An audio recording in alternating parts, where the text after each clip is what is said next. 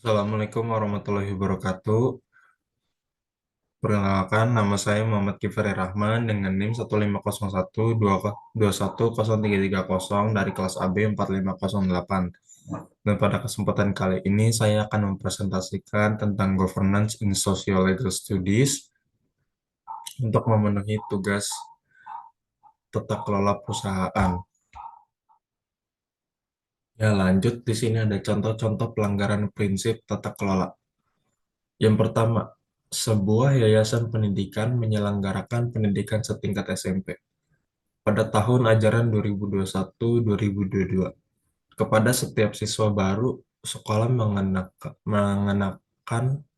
mengenakan biaya sebesar Rp750.000. Lalu yang kedua, pungutan sekolah ini tidak diinformasikan kepada mereka saat mendaftar, sehingga setelah diterima mau tidak mau mereka harus membayar. Lalu di samping itu, tidak ada informasi maupun penjelasan resmi tentang penggunaan uang itu kepada wali murid. Setelah didesak oleh banyak pihak, yayasan baru memberikan informasi bahwa uang itu akan dipergunakan untuk pembelian seragam guru. Lalu dalam kasus ini, pihak yayasan dan sekolah dapat dikategorikan melanggar prinsip transparansi. Ya, lanjut ada corporate governance. Istilah corporate governance pertama kali diperkenalkan oleh Cadbury Committee di Inggris pada tahun 1922. Yang pertama ada definisi corporate governance menurut Cadbury Report sebagai seperangkat peraturan yang mengatur hubungan antara pemegang saham, pengurus perusahaan, pihak kreditur, pemerintah, karyawan, serta para pemegang kepentingan internal dan eksternal lainnya yang berkaitan dengan hak-hak dan kewajiban. Lalu poin yang kedua ada good corporate governance adalah upaya perbaikan terhadap sistem proses dan seperangkat peraturan dalam pengelolaan suatu organisasi yang pada esensinya mengatur dan memperjelas hubungan.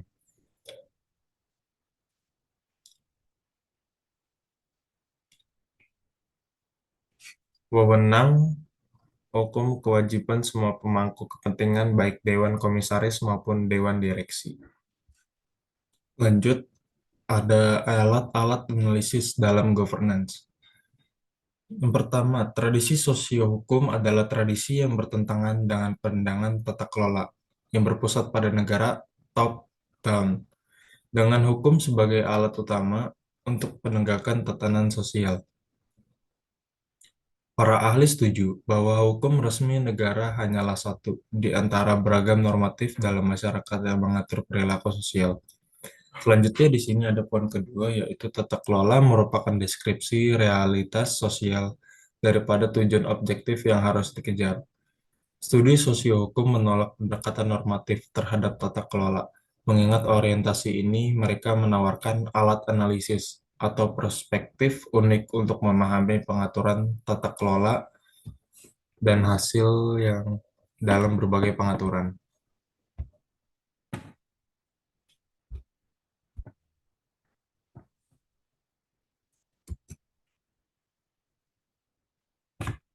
Alat Selanjutnya, alat-alat analisis dalam governance. Yang pertama, alat analisis utama yang muncul adalah memahami pengetahuan individualis tentang hukum. Bahwa hukum ada berarti bahwa individu menyadarinya dan menggunakan dalam interaksi mereka. Resolusi konflik, formula, aturan, dan kegiatan lain yang merupakan seluk-beluk tata kelola.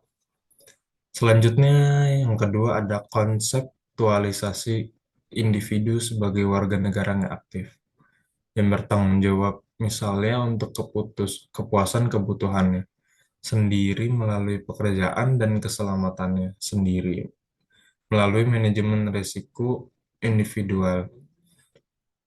Dilihat dengan cara ini, perilaku individu bukanlah respons pasif terhadap tata kelola yang diberlakukan dari atas, melainkan terdiri dari tindakan subjek aktif yang pada dasarnya bebas dan dengan demikian berpartisipasi aktif dalam pelaksanaan kekuasaan.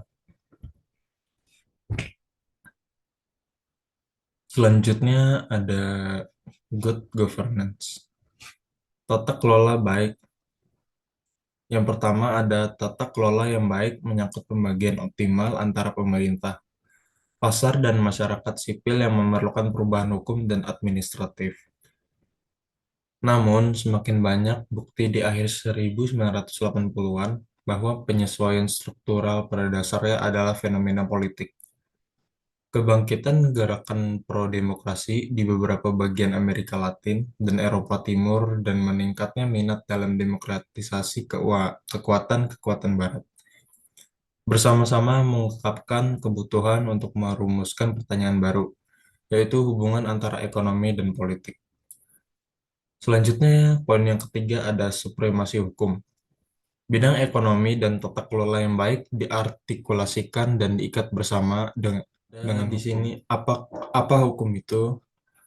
Di sini ada penjelasannya, yaitu yang pertama pandangan deduktif hukum sebagai lembaga pusat tatanan sosial adalah karakteristik yang menentukan dari kajian sosiohukum. Selanjutnya, yang kedua, kajian sosiohukum telah mengembangkan pandangan yang lebih maju tentang hubungan antara hukum dan perilaku sosial dan menolak sentralisme hukum. Sebuah ideologi bahwa negara dan sistem pengadilan adalah satu-satunya bentuk tatanan sosial. Lanjut, pluralisme hukum. Pluralisme hukum adalah sistem hukum yang berkaitan dengan domain kehidupan sosial. Lalu pergeseran dari sentralisme hukum ke pluralisme hukum menyangkut konseptualisasi peran individu dalam kaitannya dengan hukum. Dari dianggap sebagai subjek pasif yang perilaku dapat dibentuk dan dibentuk kembali oleh seperangkat hukum yang koheren. Individu diposisikan di sistem hukum yang berbeda dan subjeknya yang aktif. Lalu studi sosiohukum juga telah mendekati pertanyaan hukum dari perspektif sosial. Dengan mengajukan pertanyaan di mana hukum dan di mana itu ada. Mereka mengarahkan perhatian kita pada fakta bahwa tidak cukup untuk mengasumsikan bahwa hukum itu ada. Dan pengetahuan individu tentang hukum sangat berdampak pada penggunaan dan sosialisasinya. Lalu di sini ada poin terakhir yaitu keberadaan sosial fenomena. Hukum selalu spesifik secara geografis dan hukum tidak merata di sebagian besar masyarakat. Menurut Benda Beckman dan Benda Beckman 1991. Dengan demikian, generalisasi deskriptif tentang fenomena hukum tetap tidak ditentukan, kecuali terikat pada wilayah tertentu. Tata kelola dan studi sosiohukum. Ada 4 bagian yang dibahas pada pendekatan disiplin ilmu sosiohukum ini. Yang pertama, ada memetakan domain intelektual pendekatan sosiohukum untuk menjawab 3 pertanyaan utama, yaitu apa hukum itu, di manakah hukumnya, dan apakah ada kronologi munculnya hukum. Selanjutnya, yang kedua, berfokus pada orientasi sosiohukum untuk tata kelola dan gagasan tata kelola sebagai arus utama dengan penekanan normatif yang kuat pada aturan hukum. Lalu yang ketiga, membahas hubungan antara hukum dan pelaksanaan kekuatan, khususnya dari perspektif tentang penggunaan hukum dan strategi lain dari regulasi yang membantu pembangunan identitas individu melalui desain perilaku. Selanjutnya, yang terakhir, yang nomor 4, membahas alat analisis spesifik pendekatan sosiohukum untuk analisis tata kelola yang lebih luas.